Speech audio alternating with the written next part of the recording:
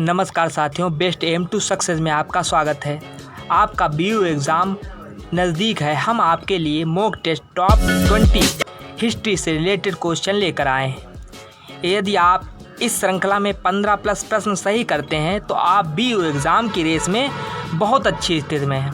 हम आपका बहुत कम समय लेकर यह श्रृंखला पूरी कर रहे हैं। Hey there. Subscribe to my channel.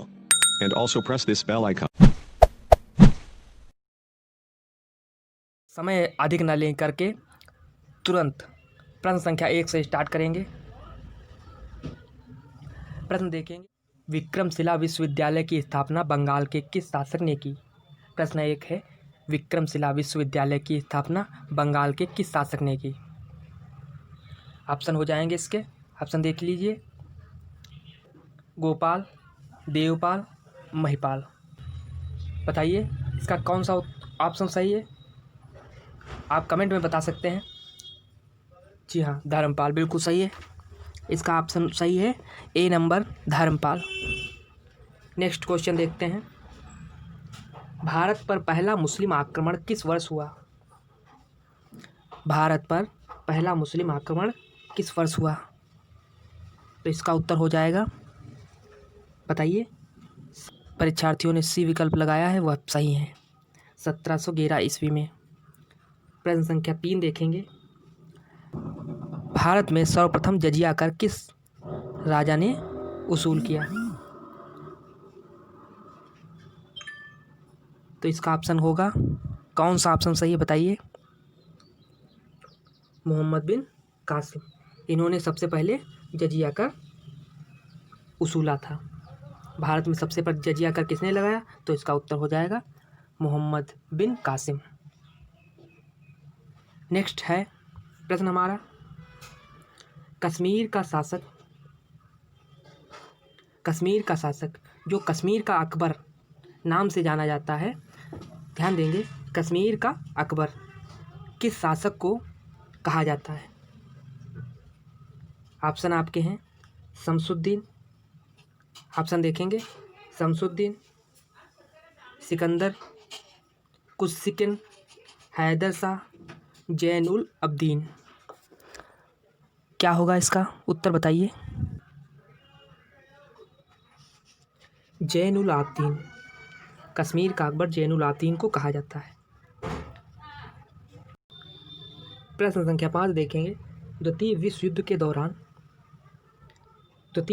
दौरान किस देश ने आधिकारिक रूप से तटस्थ रहते हुए रूस के विरुद्ध जर्मनी की सहायता की थी? इसका सही विकल्प हो जाएगा स्पेन। स्पेन ने रूस के विरुद्ध जर्मनी की सहायता की थी द्वितीय विश्व युद्ध के दौरान। डिस्क्रिप्शन देंगे ये तो वीडियो बड़ा हो जाएगा, 2-3 प्रश्न हो पाएंगे। इससे अच्छा यही है कि जल्द से जल्द आपके 20 प्रश्नों की मोस्ट जो इम्पोर्टेंट श्रृंखला है वह समाप्त हो और आगे की श्रृंखला हम आपके सामने लेकर आएँ। यदि प्रश्न अच्छे लग रहे हों तो आप हमारे चैनल को सब्सक्राइब कर दीजिए और बेल आइकन को प्रेस कर दीजिए। प्रश्न संख्या 6 देखेंगे, सैन फ्रांसिस्को सम्मेलन कब हुआ था? इसका सही विकल्प हो जाएगा 25 अप्रैल 1945 को सैन फ्रांसिस्को सम्मेलन आयोजित हुआ था। नेक्स्ट है, सिकंदर के आक्रमण के दौरान पश्चिमोत्तर भारत कितने राज्यों में विभाजित था? महत्वपूर्ण प्रश्न है, इसका विकल्प उत्तर बताइए आप सब। तो इसका विकल्प हो जाएगा सी, बिल्कुल सही है, 28 राज्यों में विभाजित था। कितने राज्यों में? 28 राज्य, टोटल राज्य थे 28 राज्यों में भारत, पश्चिमोत्तर भारत विभाजित था। नेक्स्ट क्वेश्चन देखते हैं, निम्नलिखित में से कौन सा बीसी का सही संक्षेप है? निम्नलिखित में से कौन सा बीसी का सही संक्षेप है? तो इसका हो जाएगा बिफोर क्राइस्ट, यानी ईसा मसीह के जन्म के पूर्व। बीसी जो आप देखते हैं, जिसको हम ईसा पूर्व और ईसा ईसवी कहते हैं, वही इससे मतलब है। ईसा पूर्व जो हम हिंदी में लिखते हैं, जो ईसा पूर्व हिंदी में लिखते हैं इंग्लिश में बीसी होता है, उसको इंग्लिश में उसका फुल फॉर्म है बिफोर क्राइस्ट। इंपॉर्टेंट प्रश्न है, कई बार पूछा गया है। इतिहास की दृष्टि से महत्वपूर्ण प्रश्न है, ध्यान दीजिएगा। नेक्स्ट क्वेश्चन हमारा है, जोधपुर की स्थापना एक राजपूत ने 1459 में की थी। कौन राजा थे जोधपुर की स्थापना करने वाले? जोधपुर शहर की स्थापना की थी राव जोधा। इसका सही विकल्प हो जाएगा राव जोधा। प्रश्न संख्या 10 देखते हैं। भारतीय स्वतंत्रता संग्राम के दौरान स्वदेशी आंदोलन के संबंध में निम्नलिखित में से कौन सा कथन सही नहीं है? तो इसमें देखिए कौन सा विकल्प आपको सही नहीं लग रहा है। तो देखते हैं, बंगाल में स्वदेशी आंदोलन की थीम आमार सोनार बांग्ला। तो ये तो कथन सही है भाई। स्वतंत्रता संग्राम के दौरान स्वदेशी आंदोलन का जो ये था बंगाल में, ये तो था, इससे क्रांति हो रही थी। भी देखते हैं, सईद हैदर रजा ने भारत में स्वदेशी आंदोलन का नेतृत्व किया। और दूसरा देखते हैं, सी विकल्प, गणपत और शिवाजी महोत्सव आंदोलन का माध्यम बन गए थे। ये माध्यम है। डी विकल्प देखते हैं, 1907 में सूरत के विभाजन ने स्वदेशी आंदोलन की नींव डाली।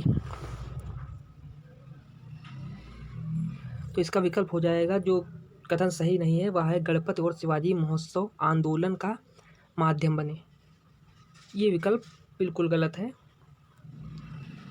ये विकल्प, स्वदेशी आंदोलन के दौरान निम्नलिखित में से कौन सा कथन सही नहीं है? तो ये वाला कथन सही नहीं है। इसका विकल्प सी वाला सही हो जाएगा, और सब हुए थे।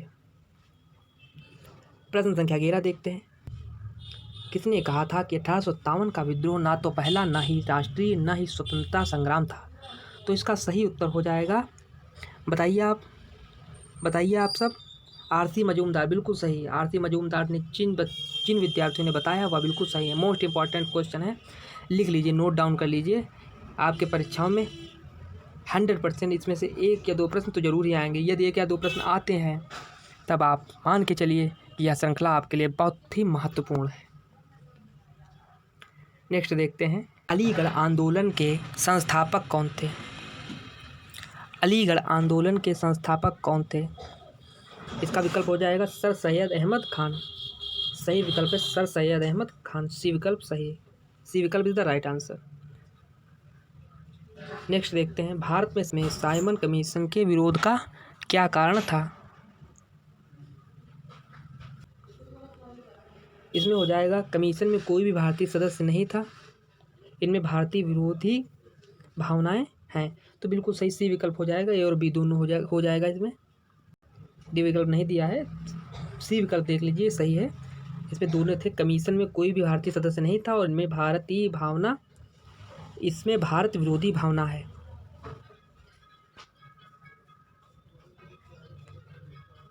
वर्नाकुलर एक्ट किस विषय से संबंधित है? तो इसका राइट आंसर हो जाएगा बी, प्रेस से संबंधित है। नेक्स्ट देखते हैं, 16 नंबर प्रश्न देखेंगे। भारतीय स्वतंत्रता संग्राम के दौरान सूर्यसेन निम्नलिखित में से किस घटना से संबंधित थे? सूर्यसेन इतिहास के महत्वपूर्ण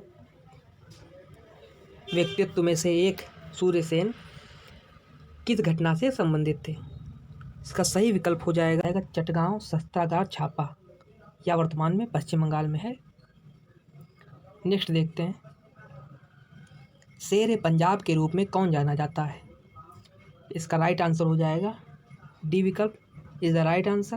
लाला लाजपत राय को शेर पंजाब के रूप में जाना जाता है। नेक्स्ट देखते हैं, किसने ब्रिटिश आर्थिक नीति को औपनिवेशिक अर्थव्यवस्था कहा था? इसका राइट आंसर हो जाएगा मदन मोहन मालवीय।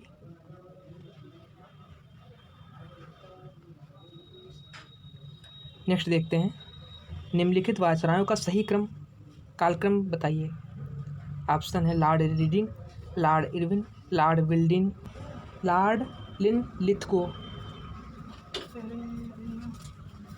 इसका राइट आंसर हो जाएगा नंबर 1 पे लॉर्ड रीडिंग को रखेंगे, लॉर्ड इरविन को नंबर 2 पर, और लॉर्ड विलिंगडन को नंबर 3, लॉर्ड निम्नलिखितों को हम नंबर 4 पर रखेंगे। इस प्रकार से हमारा ए विकल्प बिल्कुल सही है।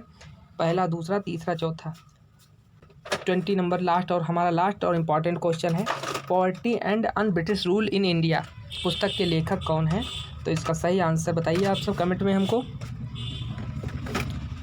ये हो जाएंगे दादा भाई Naoroji.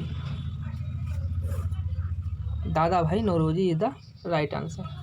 Poverty and un British rule in India पुस्तक के लेखक हैं, बहुत इंपॉर्टेंट पुस्तक है दादा भाई नौरोजी की।